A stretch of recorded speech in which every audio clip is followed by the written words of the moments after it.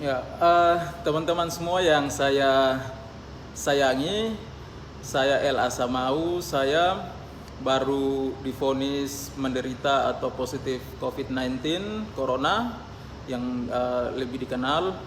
Um, Mungkin tadi banyak sekali teman-teman atau keluarga, kakak adik yang menelpon konfirmasi secara langsung. Pada kesempatan ini saya ingin berbagi kronologisnya seperti apa sehingga saya sampai terpapar virus corona dan apa saja yang saya lakukan selama ini. Yang pertama saya ucapkan terima kasih kepada Rumah Sakit Umum Profesor Yohanes Kupang karena perawatnya luar biasa, dokter-dokternya bekerja dengan maksimal. Saya waktu dari pertama sudah merasakan keramahan dan profesionalisme dari dokter-dokter tenaga medis yang di sini. Terima kasih banyak-banyak. Dan saya sebenarnya kondisi sekarang ini sangat stabil karena gejala-gejala yang muncul pada penderita atau suspek itu seperti kita ketahui mereka mungkin merasakan demam dan lain-lain, tetapi saya puji Tuhan dalam kondisi yang prima.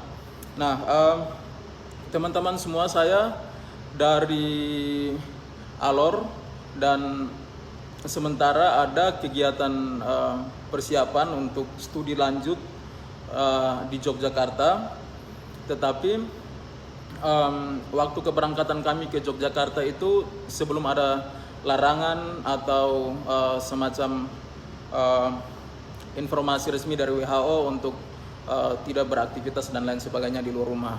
Sehingga waktu itu bulan lalu tepatnya tanggal 1 Maret atau tanggal 1 Maret saya sudah ada di Yogyakarta dan kelas pertemuan berjalan sebagaimana mestinya.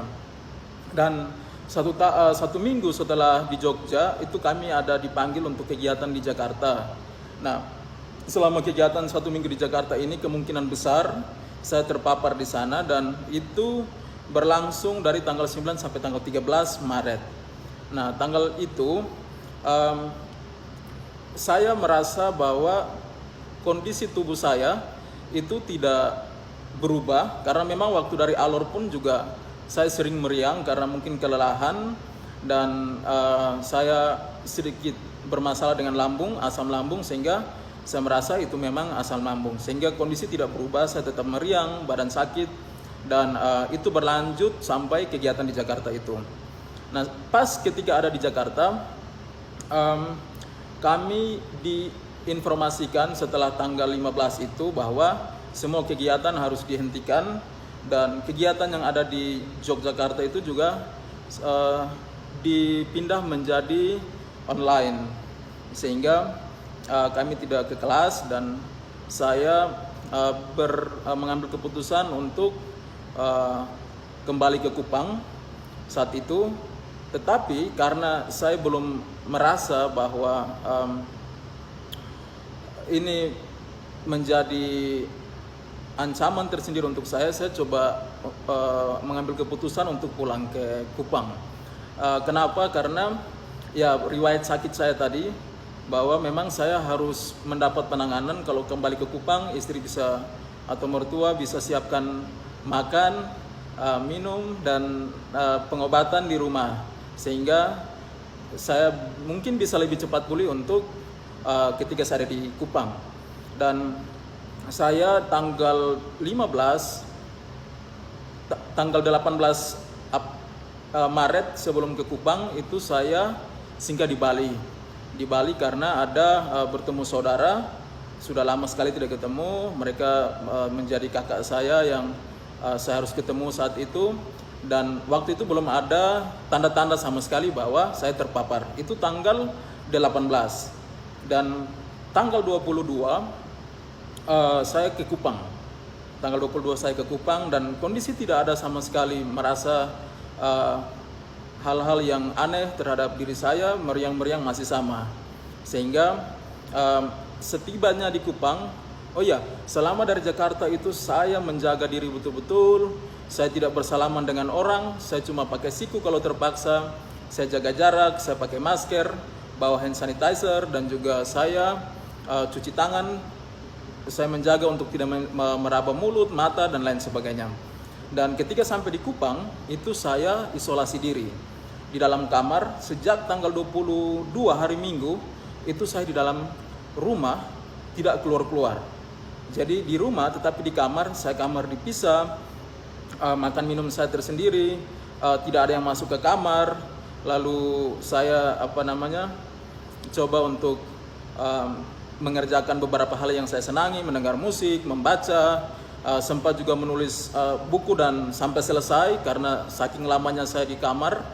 Dan saya tidak merasakan hal-hal aneh yang terjadi dalam diri saya, sehingga saya coba isolasi diri dulu. Tetapi pada saat sekitar tanggal 26-25 itu saya mendengar bahwa satu teman kami yang di Jakarta kegiatan itu PDP dan dia positif, sehingga itu mendorong saya untuk segera ke rumah sakit dan periksa. Jadi saat itu tanggal 27 Maret saya langsung ke rumah sakit umum. Di sana sudah ada posko Satgas di sana. Saya diambil darah dan juga diambil saya swab dan saya diperbolehkan pulang, dikasih obat. Mereka janjikan dari tanggal 27 itu tanggal 4 hari Sabtu kemarin itu harusnya hasil sudah ada, 1 minggu di telepon. Tetapi selama saya tunggu, saya di dalam masa isolasi itu saya tidak keluar-keluar, tetapi kok lama sekali hasilnya belum keluar. Padahal itu sudah dari tanggal 27 dan tidak keluar-keluar. Saya tunggu sampai tadi tanggal 9, dari tanggal 27 sampai tanggal 9 baru saya dikasih informasi bahwa saya positif. Dan saya rasa ini agak terlambat untuk menyampaikan ke saya karena ini jeda waktu sudah terlalu lama. Sejak dari Jakarta itu sampai di Kupang itu dihitung, atau dari Bali itu bahkan dihitung sudah hampir 20 hari lebih. Saya ada di luar, puji Tuhan saya kondisi stabil. Saya telepon kakak yang saya ketemu di sana, orang-orang yang saya ini semua dalam keadaan stabil, puji Tuhan. Dan kembali lagi saya menunggu ini seperti lama sekali. Jadi 2 hari 3 hari lalu saya kayak mengambil kesimpulan sendiri, saya tidak kenapa-kenapa.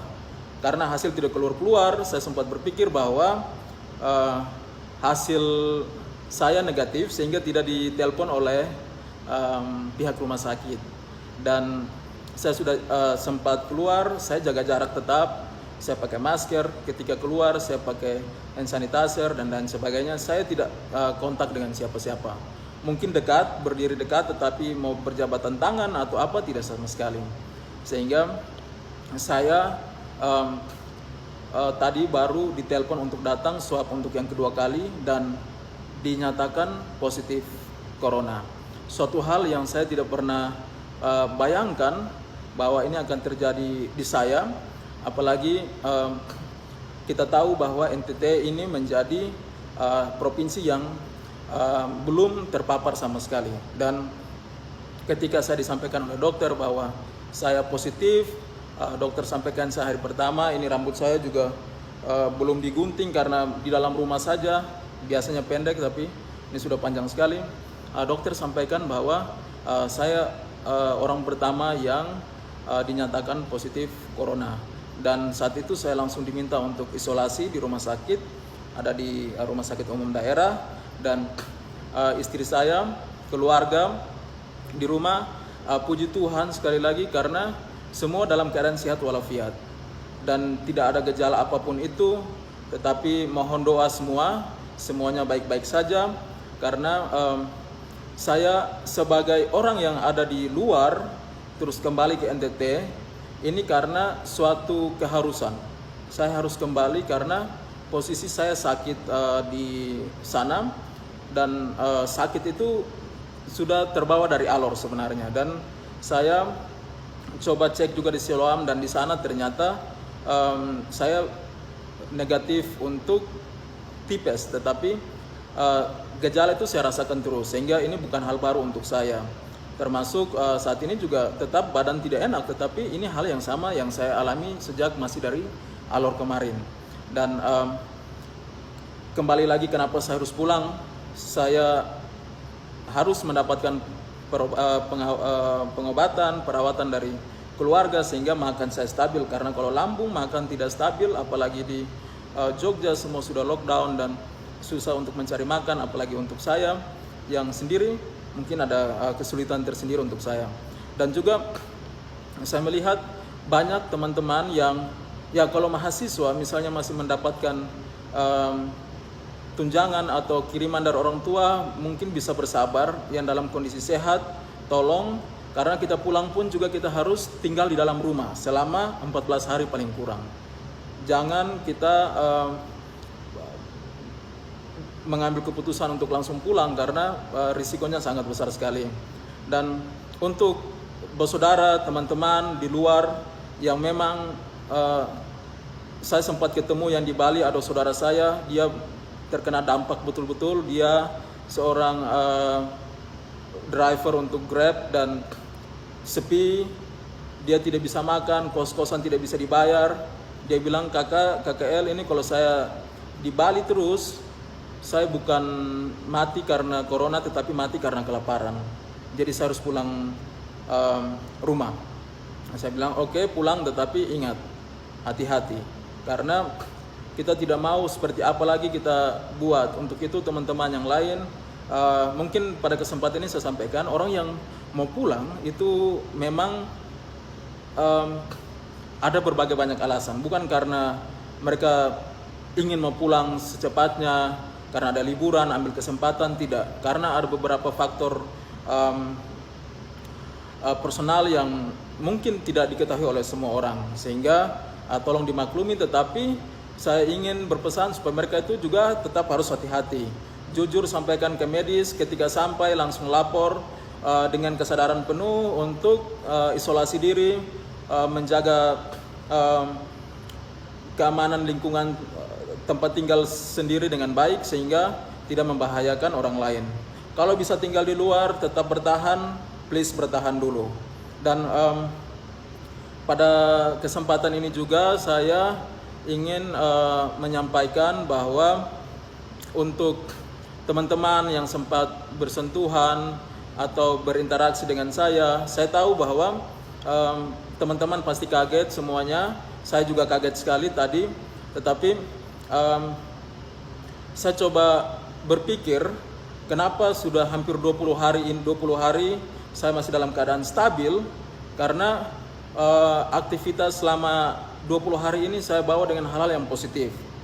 Segala hal tentang stres dan lain-lain saya coba buang. Saya mendengar musik dan saya membaca, saya menulis, saya coba ikut kegiatan-kegiatan untuk penggalangan dana untuk COVID dan lain sebagainya. Dan saya rasa ini sangat membantu sekali. Sehingga untuk kita mungkin tidak harus takut, waspada, wajib. Kita harus menjaga, karena kita bukan menjaga diri kita harus menjaga para medis, semuanya kita saling menjaga. Tetapi namanya virus yang tidak terlihat ini bisa terpapar kapan saja. Dan dia tidak tanpa, kalau saya kasusnya tanpa disengaja, tanpa saya sadari, tanpa bermaksud apa-apa, dan saya merasakan ini. Sehingga saya mengalami ini. Sehingga saya mohon dukungan dari semua keluarga, teman yang nonton video ini. Tolong dukung penderita atau suspek COVID-19. Karena apa? Dukungan itu penting sekali. Jangan sekedar telepon, tanya sakit apa, rasa apa. Karena teman-teman para medis ini sudah cukup baik. Mereka sudah terlatih untuk menangani para pasien.